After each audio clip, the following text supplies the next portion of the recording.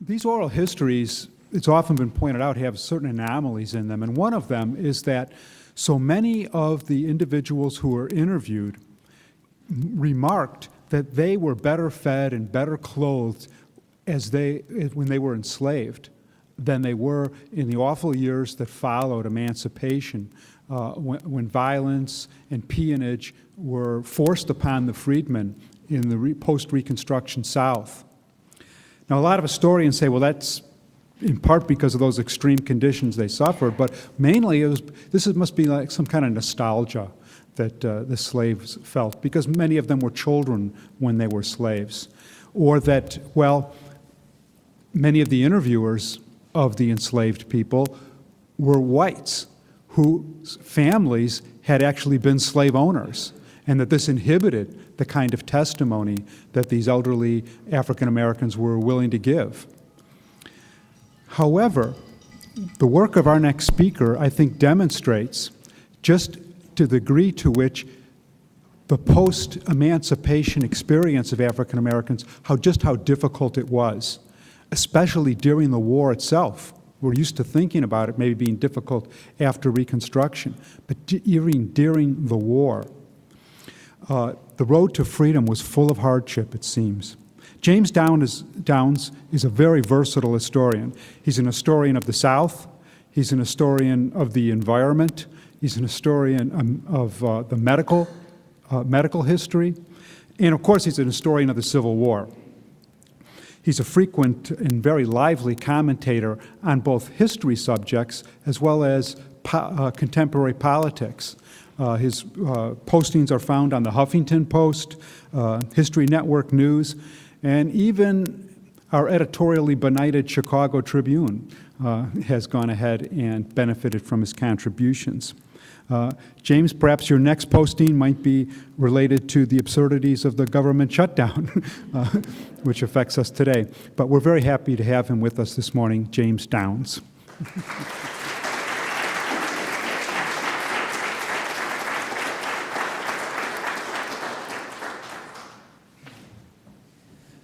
Well, thank you very much for having me. I'm really excited to be here and to talk about the history of the Civil War, in particular, the experience of African Americans during this period. One of the questions that my students often raise when they sort of come into a class on the Civil War and Reconstruction is, what's new? We know the South lost. We know the sort of history of the various battles. We know the histories of various military officials. How can there be so many books about the Civil War? How can there still be this much interest in the Civil War?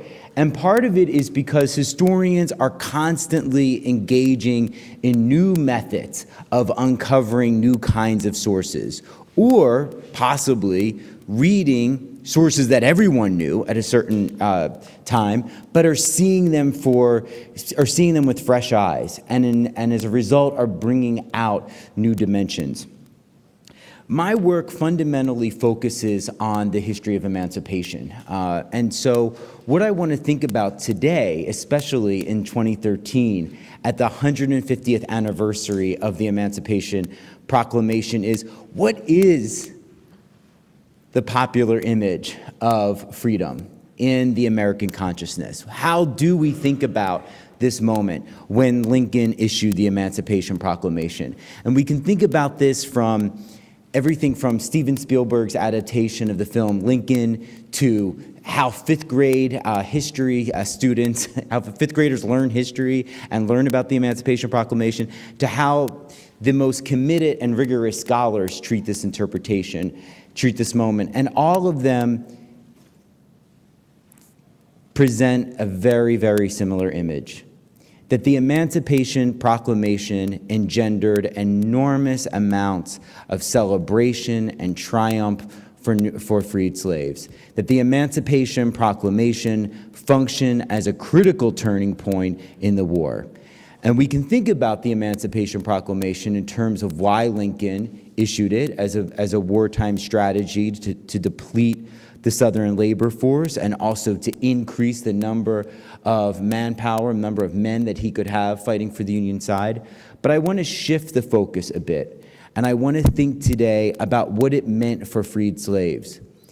The popular representation is that emancipation brought freed slaves out from the plantations, and they were dancing on the streets. They were sort of singing in jubilee. They were victorious about this moment. They were absolutely celebrating it. And that may have been the case for 10 minutes, a half hour, a day, maybe even a week. But instead, I want to think about the history of emancipation in the context of the Civil War, in the context of a war in which we know more soldiers died from disease than from battle. So when emancipated slaves fled out of chattel slavery, they ran to Union lines for protection. Initially, in the early part of 1862, the Union Army had no protocol to accept these people into their lines. So General O.O. Howard, who is often sort of seen as the Christian general, pens a story in his autobiography in which he actually explains that he has to return a freed woman and her child to a mistress that has followed her to a Union camp. That even though this woman heard that the Union camp was approaching and that she could in fact seek refuge in this camp and that she could in fact find freedom, that he had no protocol to sort of allow her to come into this camp. And so he had to turn her back to slavery.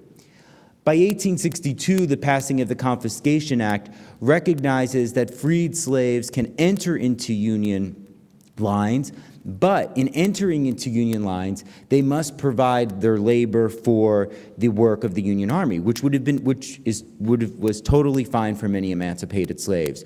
They sought refuge in these camps. They were happy to be given meager rations. They were given shelter, depending on where they were. They were given protection from Confederate guerrillas. They had the sort of protection that they needed to ensure some form of freedom.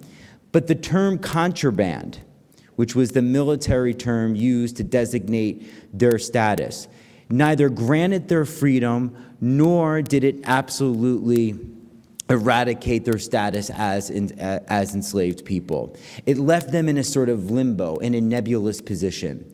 So initially, when they arrive in these camps as contraband, the men enroll as workers. They become ditch diggers, they become construction workers, they provide basic tasks for the Union Army. This is before enlistment. And they're promised that as long as they perform this work, that their wives and their children and other members of their kin will be provided with basic necessities to survive. Over time, the Union Army doesn't have the resources to continue to uphold this promise. Over time, the Union Army realizes that the numbers of African Americans who are going to their Union lines are increasing by the day. And they don't have either the protocol in order to respond, but they also don't have the rations, the food, the clothing, the blankets, and the shelter to provide for these people. In the words of one historian, the Union Army was not the Red Cross. We know, and I actually saw this coming in today and I really loved it, there was a Sanitary Commission, a representation of the Sanitary Commission, and the Sanitary Commission, as many of you know, develops after the Battle of Bull Run in an effort to do a few things. First, it is to provide basic public health measures to the camps. They don't yet have an understanding of germ theory, of bacteriology. They don't understand how and why disease is spreading. No one in the 19th century at this point does. It doesn't come until later in the 19th century.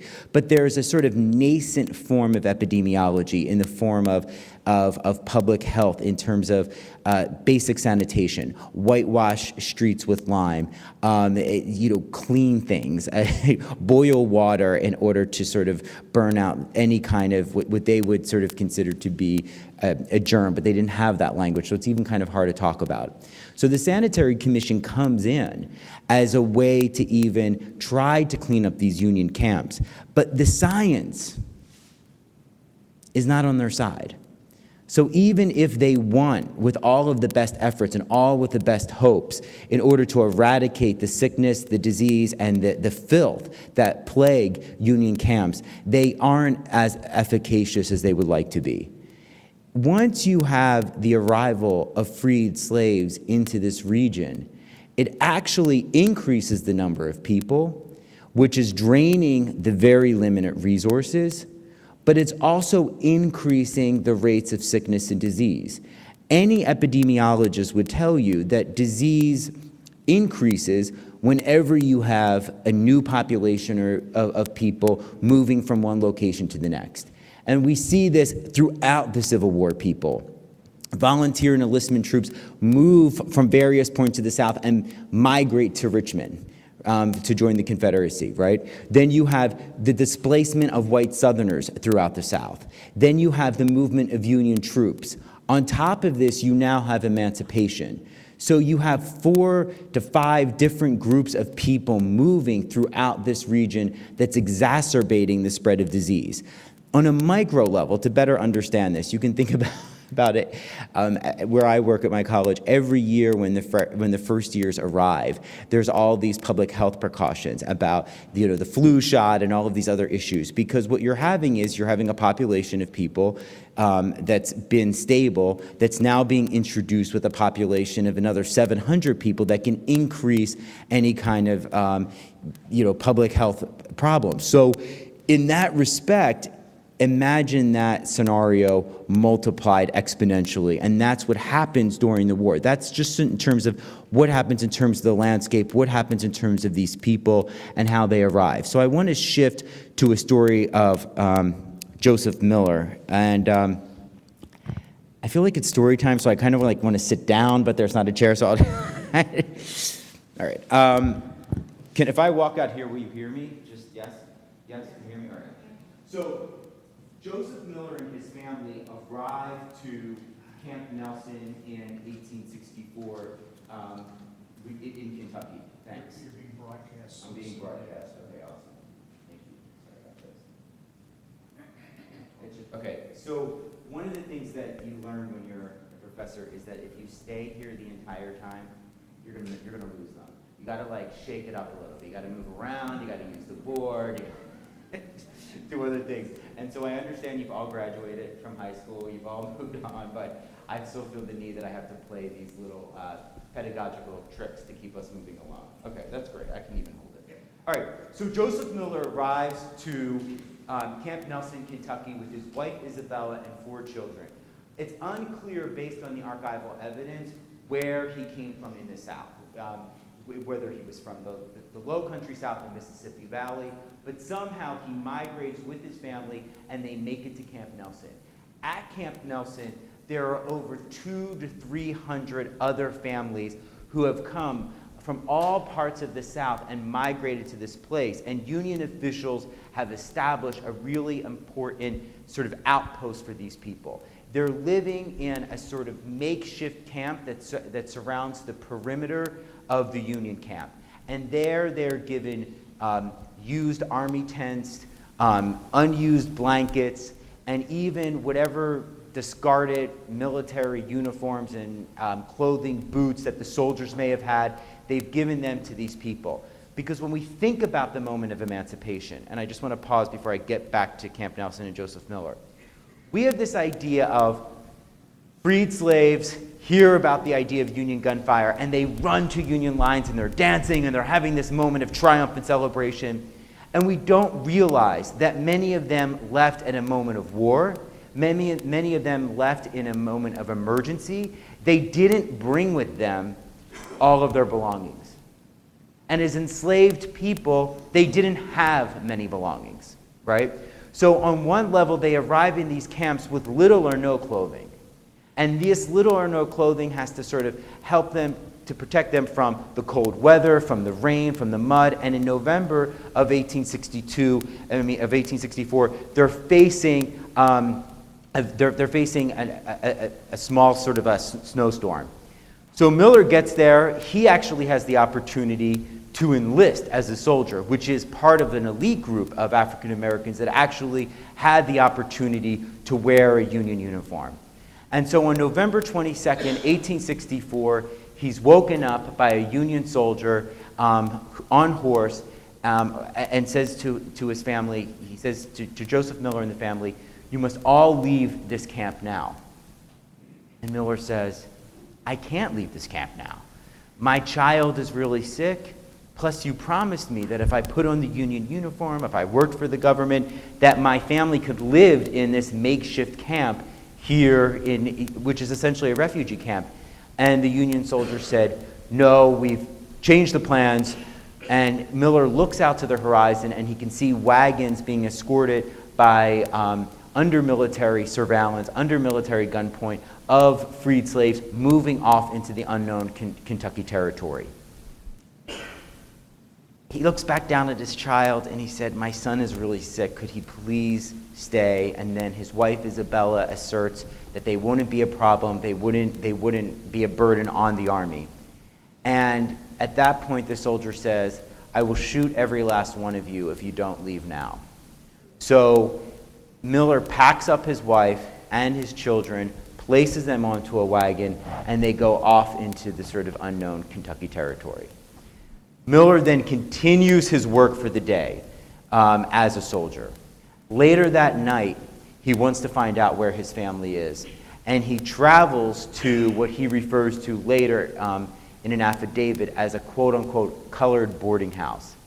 He goes into this boarding house, and he said a number of the freed slaves were gathered around a fire, and then he writes, "I looked around the room, and I couldn't find my family, and then I spotted them in a corner without a morsel to eat."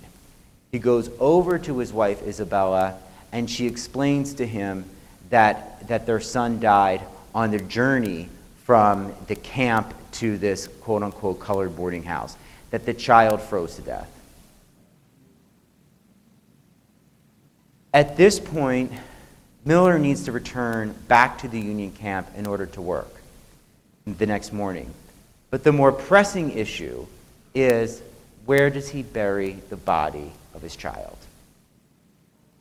Now let me just stop there and just footnote for a second. Many of you may have read a book by Drew Faust that came out a couple of years ago called The Republic of Suffering. And it was the first book that really tried to examine how Union soldiers dealt with this large death toll and what they did with the bodies of all of these people that passed. And what happened was, the Surgeon General's office was a sinecure for retired officials, meaning it was basically just this office that if you worked in the Army and you were a doctor and you went to retire, you then took this position. So it didn't have the Surgeon General didn't have the imagination, the bureaucracy to actually create cemeteries for Union soldiers. So that during the war, the federal government begins the first process of burying all of these people. It's also the reason why the U.S. Sanitary Commission comes into play. The U.S. Sanitary Commission, after the Battle of Bull Run, members of New York reformers realized that there are all of these bodies that are just laying on the fields.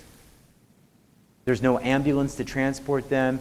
There's no place to bury the dead bodies. As a result, these New York reformers organized the Sanitary Commission, and that's also part of its responsibility. So if we return to the story of Joseph Miller and Isabella holding the dead body, their question about where to bury their son reflects a larger question of where the federal government was even thinking about where to bury soldiers. So Miller now needs to walk back to Camp Nelson with his dead son. And he writes that it's about 2 or 3 miles. And here it's really hard because that's all he sort of references in the affidavit. It's really hard to sort of think about or imagine what must have been going through his head at that moment as he's sort of carrying his dead son 2 or 3 miles through Kentucky to the place that was initially to offer him freedom, but eventually it didn't provide him with that type of triumph that we once heard. That story has a certain silver lining, if only for the artifice of history. That is to say, how do you, Jim Downs, know that happened? How did this story even get recorded? And it goes back to the question or the point that I brought up initially, which is the point about the archives, the point about how historians can go through records and find new pieces of information that we didn't know. I wanted to know about the history of emancipation. I was curious to think about what was the experience of African Americans during this period. But since there was no protocol, during 1862 and into 1863, military officials didn't record or write much about them because there wasn't a protocol, there wasn't a register, there wasn't a silo to place that experience, and more importantly, there wasn't a need to write about it.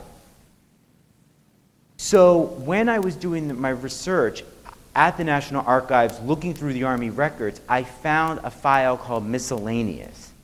In the Miscellaneous file was the affidavit that Joseph Miller published. So that in some way, Miller used his status as a newly minted soldier in an effort to work through the military protocol and the military bureaucracy. He gained a voice because he was a soldier. And as a soldier, he had the opportunity then to sort of go through the chain of command and explain, you promised my family that if I would work for you as Union soldier, that they would be provided rations and protection, yet you expunged us from this camp and my son died. So that was a story that I held on to when I first began my research, roughly around 2002, 2003, and it's what I held on to until about 2009. So I was part of the dissertation for that period. But when I began the work on my book, and in early to late 2009, I uncovered more research about Joseph Miller and his family. And essentially, what happened was the reports about the people who lived in Camp Nelson were recently published and discovered by a historian and then anthologized. And so Joseph Miller's son dies around November 23rd, November 24th. According to the Sexton's records, his one daughter dies a week later at the end of November. His other son dies in early December. And then finally, around the middle to late December, right before Christmas, December 23rd, his wife Isabella dies. And so you can see this sort of whole family literally falling off the record and dying.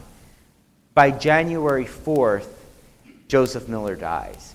And it's unclear if he dies from the many camp diseases that infected Union soldiers at that period or from a broken heart.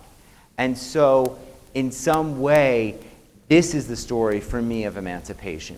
This is what happened during the war. When we talk about soldiers who died during this period, we're not just talking about more soldiers died from disease unrelated to battle. We're also talking about the casualties in terms of the freed slaves. We're also talking about the casualties in terms of the refugees. And one of the things, again, to go back to how has history in and of itself continued to change based on the discovery of new archival data, based on the discovery of new information, based on new methodologies, we can think about the fact that in April of 2012, a demographer at the University of Minnesota, David Hacker, revised our understanding of the casualties of war, the refugees of war, casualties of war. He said that we always would teach in 5th grade and 10th grade in graduate school, how many people died? 600,000. Based on new methods of sort of examining the census data, he is arguing that the mortality rate is roughly around 750,000, as opposed to 600,000. However, that number still does not include people like Joseph Miller's family. And so the question becomes, and this is a question we can talk about, it's a question you can think about, and it's the reason why historians have debates and historians have arguments, is should Miller's family be calculated as part of that casualty population, as part of that population of people who died? I would say yes, because they were part of the death toll. They were part of the mortality. They died from the same camp diseases that Union soldiers died from. If you were just counting the number of men who died from battle, then they don't count. But if you're going to count the number of men who died from battle, as well as the men who died from dysentery and pneumonia and other diseases of that period, then how and why would you segregate the death toll to not include black casualties? And so that's a debate that David Hacker and I are having publicly, and people come back and forth in different ways on it, and you can think about it. This is part of what makes history an interesting enterprise, is that it's about interpretation. It's not just about facts. A fact that we all would have memorized in 5th grade, a fact that we would have known in high school, is that 600,000 people died. Well, that fact is interpretive. That fact is not necessarily something that is 100% proven based on how you define what a casualty is. So I want to sort of use sort of my remaining time to talk a little bit about a smallpox epidemic that broke out in the South during this period. And so essentially, just because I think it could be interesting to think about the record, when I first started to do this research, I was reading through the correspondence of military officials, and they would use the slang term for smallpox. They would just say the pox. I was like, what is that? Like chicken pox? What? And essentially, in their correspondence, they would talk about soldiers becoming infected with smallpox. So if 2 or maybe 3 soldiers in a particular camp were infected with smallpox, the military officials would follow an 18th century protocol, which essentially was to quarantine those infected, to an isolated tent so that they wouldn't spread the disease. Now, this is an interesting moment in medical history because they don't understand disease causation as we think about it in terms of microbiology or epidemiology. They do understand contagion. So part of what they do is they can quarantine the troops, even if it's 1 or 2, to a restricted area to prevent the further spread of the virus. In 1862, in Washington, D.C., the number of smallpox cases increases dramatically. And it increases dramatically mostly in the northwest part of the city, where military officials have restricted the African American population. So what you have are mostly freed slaves moving out of the Upper South from Maryland and Northern Virginia at the beginning of the Civil War and moving into Washington, D.C. Once they get into Washington, D.C., the military said, you need to move into this makeshift camp area. And in that camp area, smallpox begins to break out. It's 2 cases, it's 5 cases, it's 10 cases. But the efforts to isolate those infected remain very few and far between, because in the 19th century, when this disease begins to break out among black people, the doctors at that time and the military officials largely at that time, blamed it on the weak, what they considered to be the weak, inferior physiological structure of African Americans. So they would say, well, they're more susceptible to a disease like this. They are more vulnerable to catch this, and as a result, there's nothing that we could absolutely do. And so they're placed into this old, it's the prison area around the old Capitol, and there the disease sort of blows up into epidemic proportions. Doctors in Washington, D.C. say this will continue to happen unless you begin to quarantine African Americans. And from the vantage point of the military, it's a few things. 1, they don't know where else to put them. 2, they subscribe to this understanding that it's somehow the fault of black people based on their innate inferiority that they're catching it. And 3, the war has distracted them to focus on other issues. So as a result, this refugee population, this population of people who they're just not seen from the vantage point of the government or the military as important. Instead, the focus needs to be, pardon me, on the military engagement. As a result of this neglect, the epidemic spreads from 1862, 1863, the winter of 1862 and the winter of 1863 into Virginia. It further goes by 1864 into the Carolinas. By August of 1864 to November of 1864, smallpox has blown up into a major epidemic along the Sea Islands, which are the small little islands, former plantation colonies, former plantation districts that are from Charleston down to Savannah. Something like 800 people a month are dying from this epidemic. And it's really important to think about because from the vantage point of the government, 2 or 3 cases among the military would sort of set up into alarm the need for precautions, the need for some kind of protocol. The numbers within the Sea Islands are so high that the failure to sort of respond only leads to the virus spreading into New Orleans, further into the Mississippi Valley, into New Orleans, and into the Natchez district west of that region by 1866. So we can see, if we think about it in terms of a map, that the epidemic sort of plagues the African American population during this time. Roughly 60,000. I mean, that was a number. It was a very modest number that I gave in the book because I could say much more. The record suggests it was much, much higher, but 60,000 was the recorded number that the federal government made. Now, the issue is, and the problem is, 60,000 sounds like a lot of people dying, but we have to remember that the military doesn't have a protocol to actually go out and count how many freed slaves are sick. And if you think about the geography of the Civil War South, people are moving in various places. How can you even count them? How does that even happen? So that the numbers during this period are always, quite frankly, a bit inaccurate.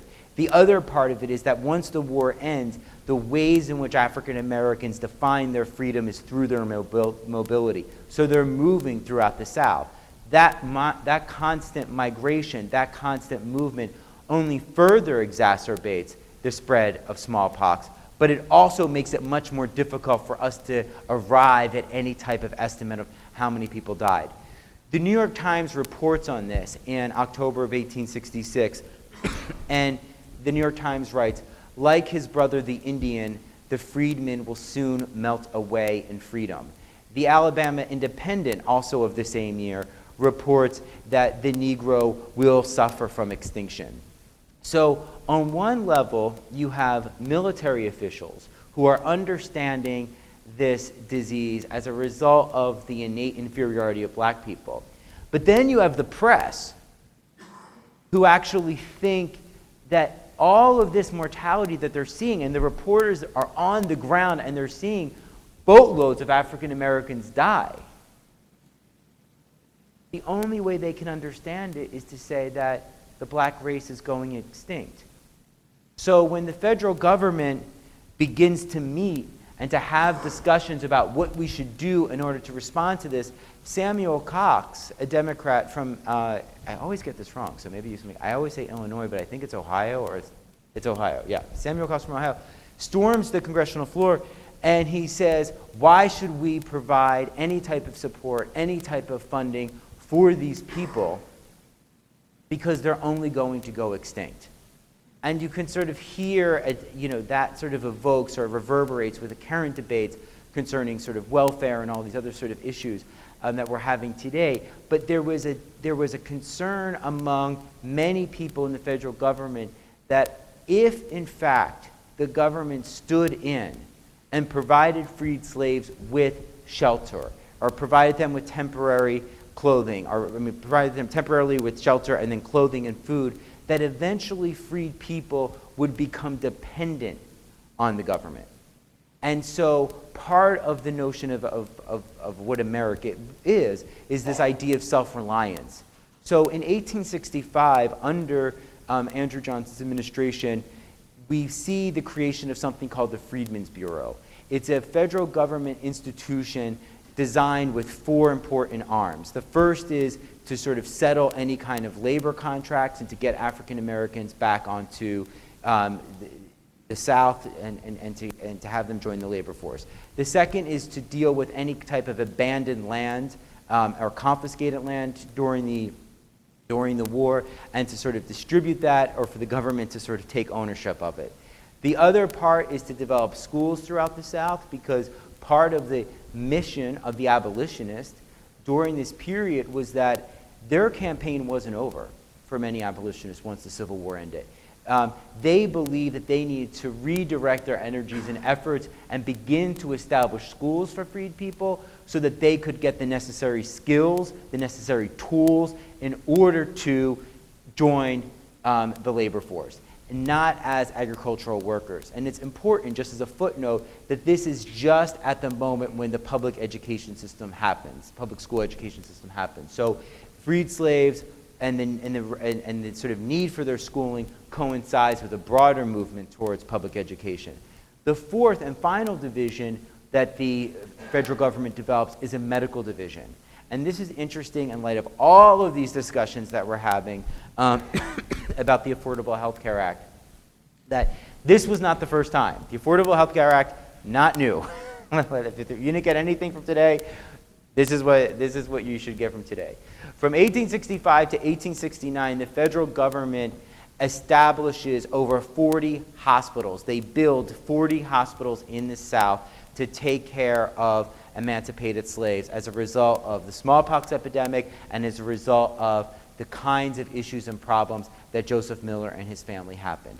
They then employ over 120 doctors, and they provide health care to over 1 million people. Now, health care in the 19th century is not health care in the 20th century. 19th century health care would be providing rations, providing a place to sleep, providing clean clothing and food. One of the ways before the advent of bacteriology that they understood sickness, and this came largely from the Sanitary Commission, was to change your linens, was to change your clothing. And so part of receiving medical care or support was in fact to get new clothing, because they understood that if a family member had smallpox that you could be contagious, and they believed that if you changed your clothing that you potentially could ward off the virus. We know that smallpox is airborne. It doesn't make a difference if you change your clothing or not. Also, just to think about the other kinds of diseases and sicknesses and problems of just being in a very unsanitary environment. So the hospital system in that time responded to these issues. And most importantly, and this is where you could say, from a public health perspective, it was very effective. When an epidemic like cholera, 1866, a cholera epidemic begins in India and moves through Russia, it eventually moves into Europe, it crosses the Atlantic Ocean, it enters into the Caribbean, and then it enters into ports in New Orleans, and then eventually in New York and Philadelphia. The entire country goes on high alert as a result of the cholera epidemic. At this point, the federal government now can help freed slaves, it could help them from possibly contracting cholera, because there are now at least these hospitals that might not provide advanced or sophisticated medicine, but it can at least quarantine and protect those who are infected or shelter those who could potentially be vulnerable. So we see these institutions develop for this 4-year period, but what ends up happening is, to return to someone like Samuel Cox, there's a movement among the Democrat Party to shut this down. That they're afraid, in the language of the 19th century, to continue to breed a certain dependency among these people. So these hospitals will respond to a medical emergency, and then as soon as the doctor can report that the number of cases decreases over a period of time, the hospital will be shut down. And this happens throughout 1868 and 1869. By 1870, 1871, all of the hospitals have been dismantled with the exception of one. There's one Freedmen's Hospital in Washington, D.C., which later becomes the foundation for Howard University Medical School and is still there today. So we have that sort of one history. So in general, right now, I'm just happy to sort of open for questions or comments in the remaining time.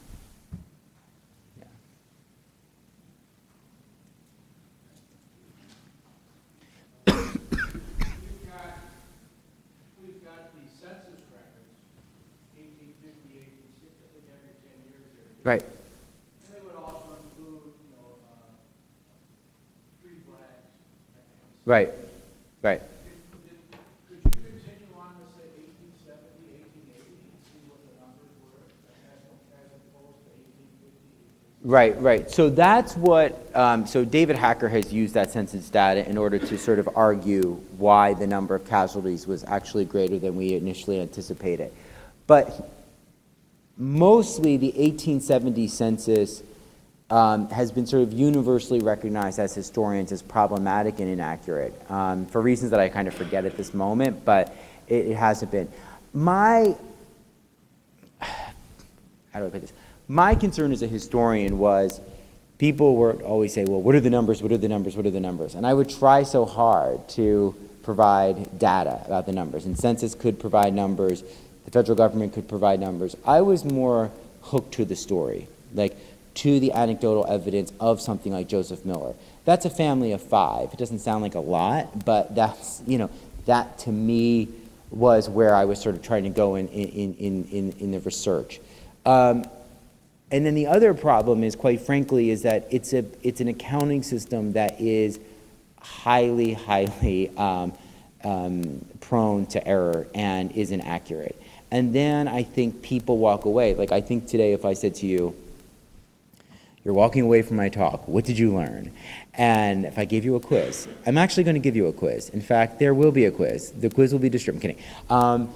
Look, I would say I would rather you walk away kind of thinking about Joseph Miller and his family and about the plight of people than walking away with 2/3 of the population or 1/3 of the population or 50,000 people. Like that doesn't mean anything to me. But there are historians and there are people doing this research, and so potentially they might be able to develop more empirical conclusions.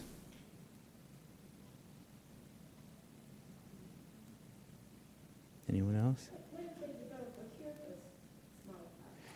Sometime in the 20th century, they were able to develop it. But even in the 19th century, at this moment, they knew how to respond to it through inoculation and vaccination. So inoculation would be to take a scab of someone who was already infected with the virus and to inject it in you so that you would then get a milder strand of it and then you could sort of survive.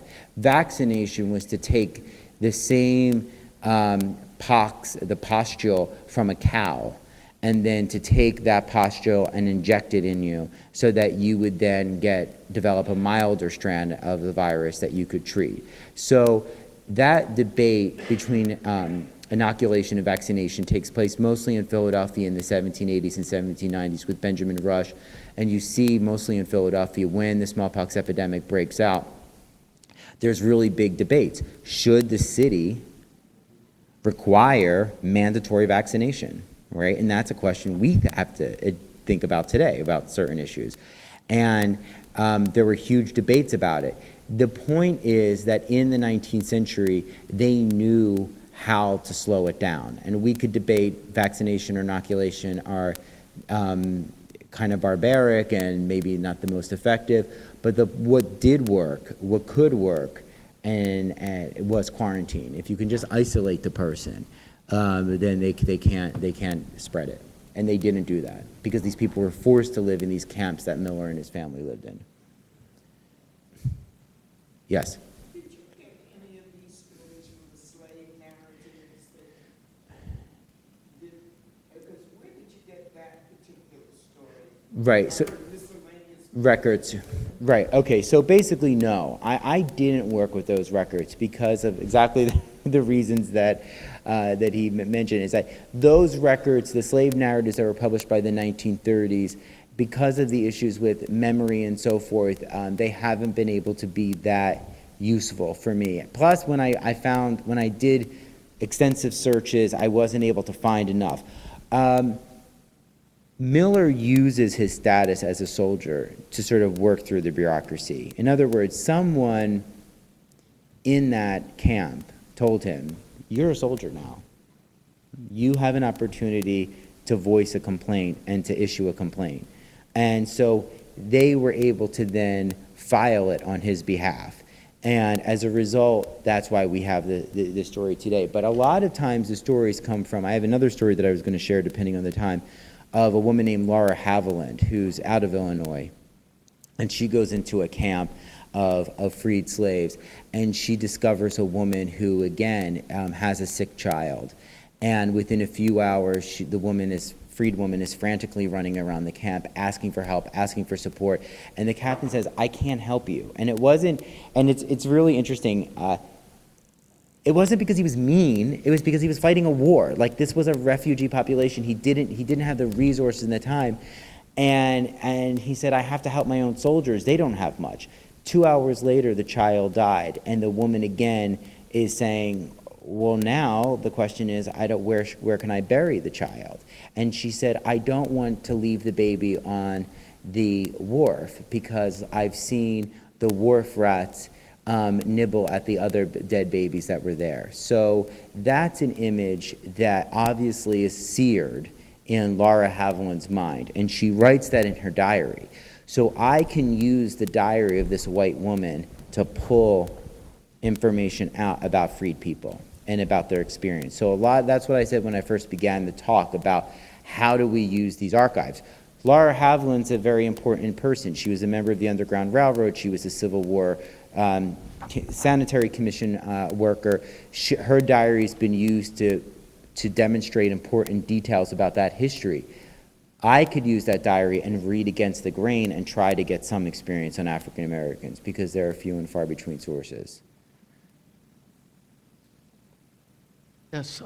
Do you have any idea approximately how many of these counterband camps were set up throughout Yeah, this is great. I just came from the University of Mississippi yesterday where I gave a talk at the Civil War Research Center, and I'm so happy that I did because my co-panelist just provided the data for this. And she said that according to her accounting, there are 92 camps. And I had no idea. I knew there were like 6. You're like, wow, that was really bad. Like, maybe you should have your PhD taken away from you. You were off, bro. Like, that's, no. I knew, because there were 6 major ones. Camp Nelson, there's one in Cairo, there's one in Alexandria. But what happens is a lot of these abandoned plantations get sort of, they cobble together the slaves, the freed slaves from this place, and that becomes a contraband camp. So she's counted 92. Now, what she's not counting, and which I'm so excited about, this is really interesting information, is that we've always known anecdotally that some Southern slaveholders said, you know what, the war's starting, you want to go? You're gone. And in Texas, slaveholders established, Southern slaveholders dumped their freed slaves their slaves to a population. Because in other words, they were going to say, I don't want you to run away, I don't want you to like steal, I don't want you to destroy, I'm dropping you off. And so she's not counting those places. So then we have all of these other places where Southern slaveholders dropped off their slaves and they became sort of like camps. Now, who was the population in these camps? This is really important. I talk about this in my book.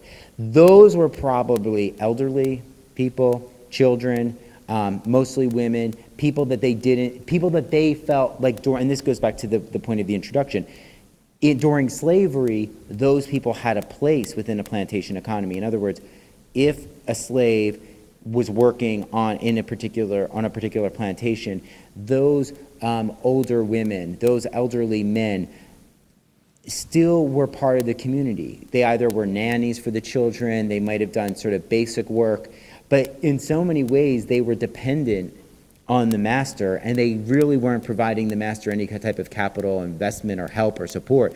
So it was part of this sort of system of negotiation that enslaved people didn't run away, they didn't cause an insurrection, as long as I can keep my mother here, as long as I could keep my children here. Well, once the war started, it's, you could be gone. I don't want your children or your elderly people as a burden to me, so they were dumped in places like Wharton, Texas. Hi. This is a segue, I apologize for that. No, sure. But Dr. Benjamin Rush, did you say that was 1780? It's, yeah, 1780s, 1790s. Is that one of the signers of the Declaration of Independence?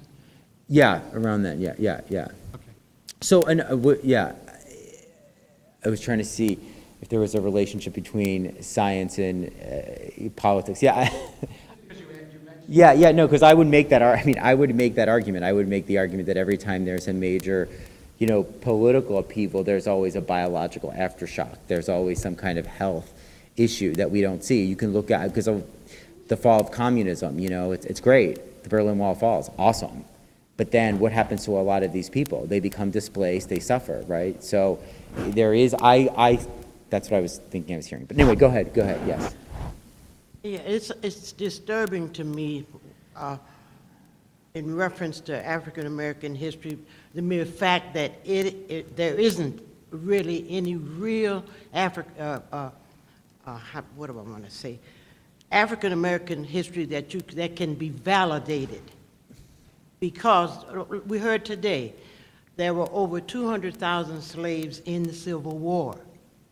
But most people think there were no slaves, no blacks in the Civil War, including blacks. Right. So that's an error. Yeah. I had a great aunt that I lived with until she died when I was 10 years old. Yeah. And I used to ask her about her childhood. I could not get her to talk about it. Right. And she went to her grave with her story. And today, when you hear people talk about Thanksgiving and how it got started, the Pilgrims started it, not the Indians. It gets convoluted. Right. And it's just so disturbing that there isn't, that it's not part of American history, Right. which it should be. No, that's true. And then you constantly hear how we were weak and illiterate and all this other stuff. But when you consider that blacks were freed and just let go, they opened the gates and let us go with nothing to support us. Right. Many were illiterate, Right. but apparently we were strong enough and smart enough to survive. Right. And I'm proud to say we're still here today. Yeah.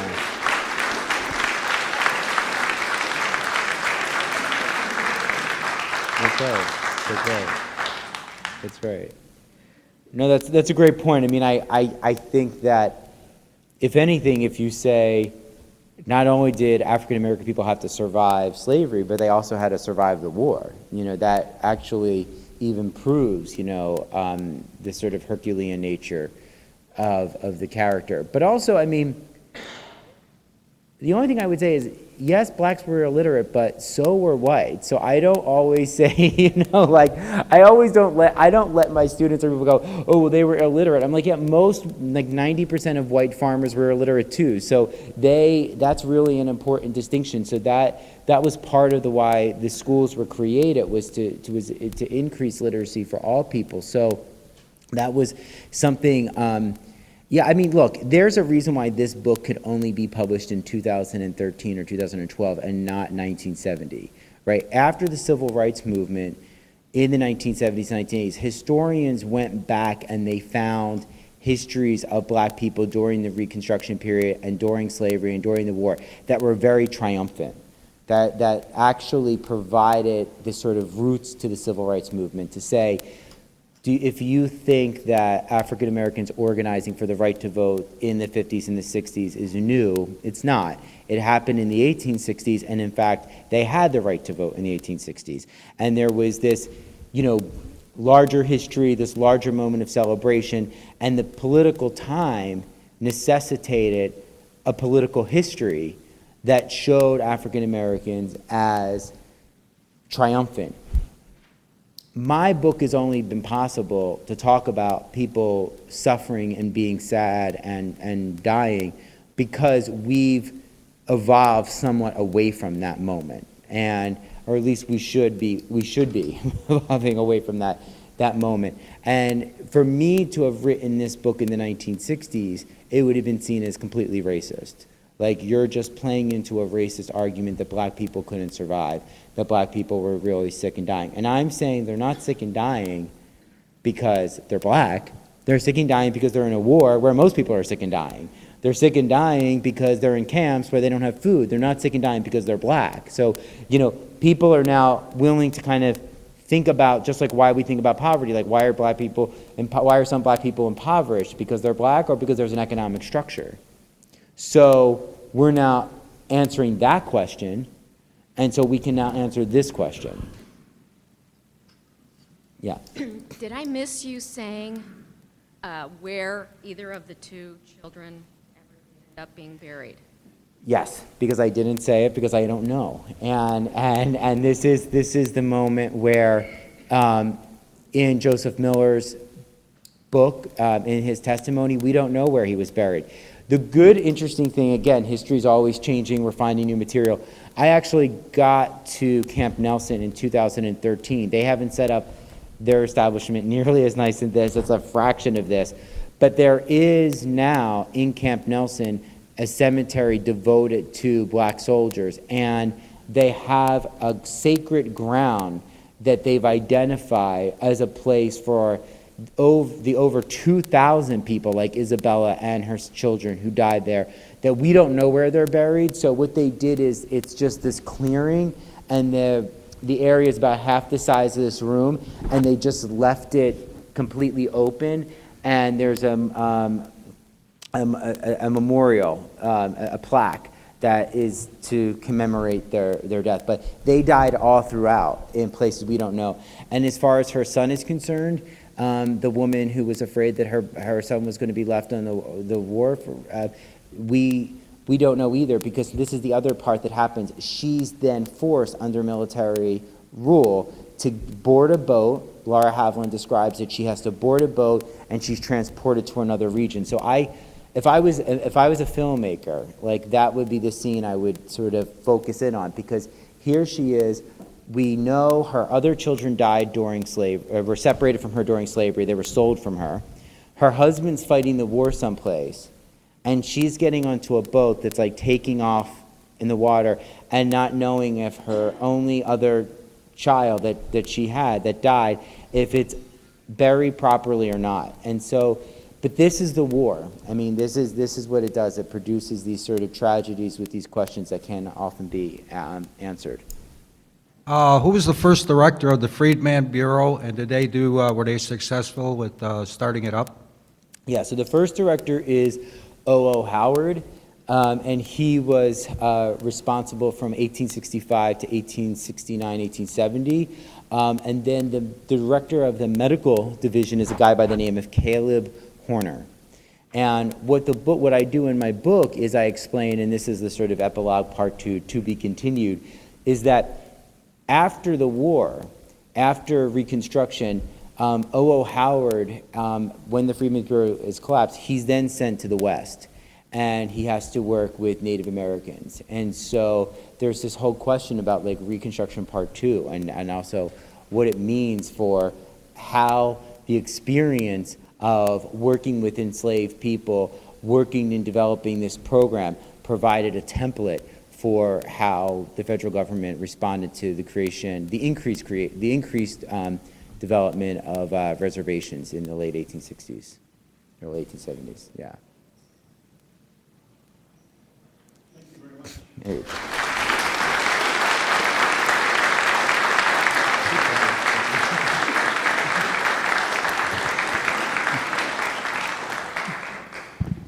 So now it's lunchtime. We're going to take a long break. It seems the weather's cooperating for us to enjoy the Civil War encampment.